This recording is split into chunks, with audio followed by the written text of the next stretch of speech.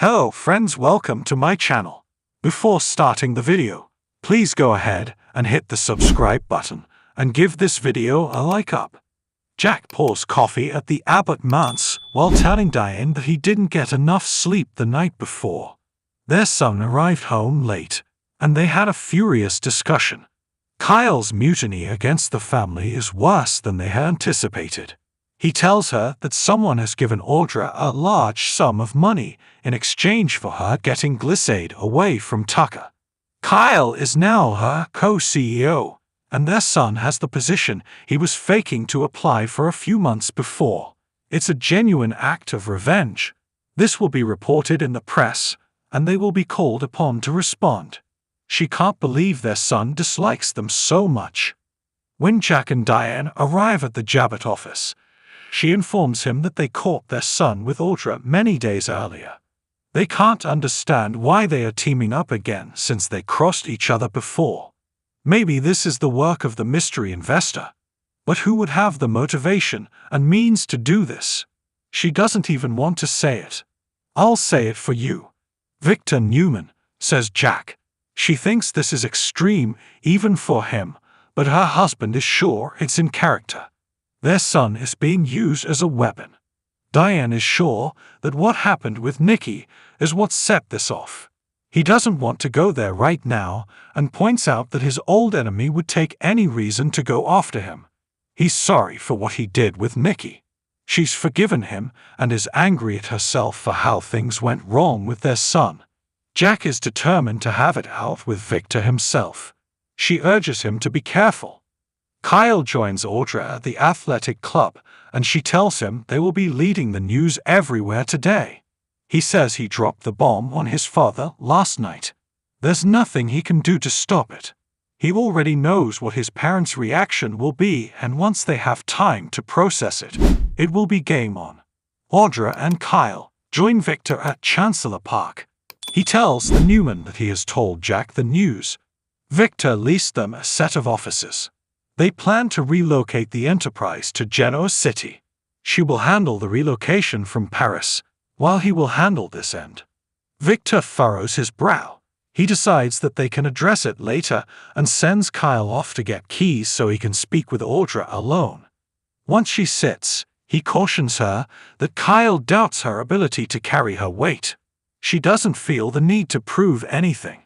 He adds that Kyle believes she is unneeded. He will keep an eye on things while she is in Paris.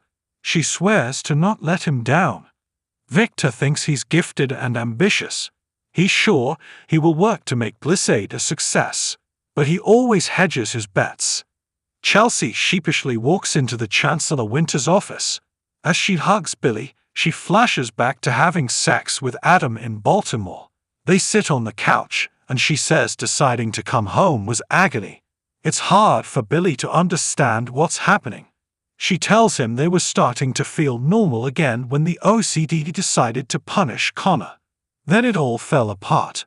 Billy offers to do anything he can and worries Adam is taking things out on her.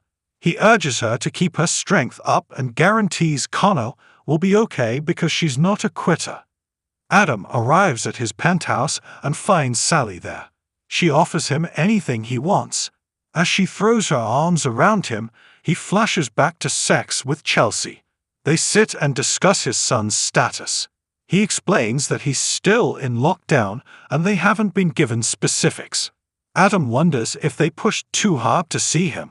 It may have been better all around if they'd stayed home. He doesn't know anything anymore. She wishes she'd been there to help him through this. Sally hopes that he and Chelsea manage to find some comfort with each other. He turns away to pour coffee and she asks if something happened between them. Adam claims he's just worried, but she senses there is more. She worries she is pushing him to his ex so they can support each other. If they are fighting, she won't judge. He assures her they are good. Sally says Connor needs both his parents. Since he doesn't have to go to work, she offers to stay with him. She's sure they can get through this together. They kiss. Billy and Chelsea go to the athletic club for breakfast. He fills her in on how his kids are handling having a new sister. Katie is being prickly about it, but her brother is fine. Chelsea is sure that she just needs to know she's not alone in this. They look at the menu and she says nothing is appetizing right now. She just wants to go home and rest. He offers to get her groceries and help her settle in. Chelsea says he's amazing and she doesn't deserve him. Billy says she's stuck with him until she doesn't want him around anymore. Claire is with her mother and grandmother at society having breakfast. Victoria wonders if there is any drama with her since she's so quiet. Claire is actually thinking of her grandfather and tells them that he checked in with her last night. She's not used to someone looking out for her like that. They tell her to get used to it. She fills them in on his urging her not to pursue a friendship with Kyle, and she suspects this has something to do with Jack. Nikki informs her there are few people Victor despises more than Jack. Her husband means well, but he can be suffocating. Victoria admits her dad has had problems with all the men she's seen, although some of those times he was right. Nikki explains that Jack and Victor have been at war for so long they probably don't remember why. She urges Claire to take his advice with a grain of salt. A text comes in notifying them of the shake-up at Glissade. That's not news to Claire. Victoria realizes this will make Jack unhappy. Kyle shows up and they congratulate him on the news. Nikki asks what his parents think of him becoming a direct competitor.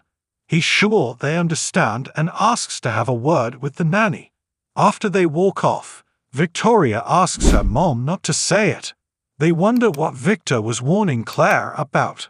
All of this has made Victoria realize that Claire is a Newman. Across the room, Kyle tells Claire that he appreciates her keeping the news to herself. She asks if something is going on between him and her grandpa.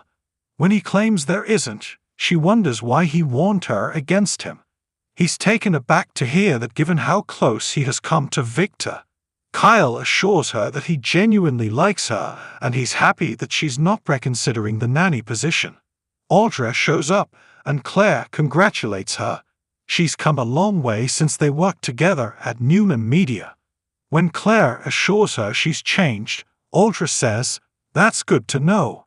The co-CEOs leave to pick up their keys. When Kyle and Audra exit, she tells him that life is good and he shouldn't be paranoid. He announces he has to take care of something and will meet her at the office. Claire returns to Victoria and Nikki. Her mother asks if she's thought about changing her last name. Would she want to make being a Newman official? Kyle visits the Jabot office. His mother questions if he's there to steal company secrets. He smugly claims that Jabot has nothing he needs and boasts about the need of young leadership. After they argue about Jabot's marketing, she reminds her son of her love for him. However, she is currently extremely angry with him. He feels the discussion is over.